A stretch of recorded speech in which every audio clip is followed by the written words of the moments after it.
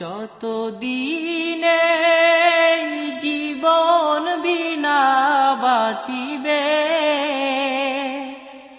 সুপথে চালাও মাফ করে দাও, সুপথে চালাও মাফ করে দাও। আল্লাহ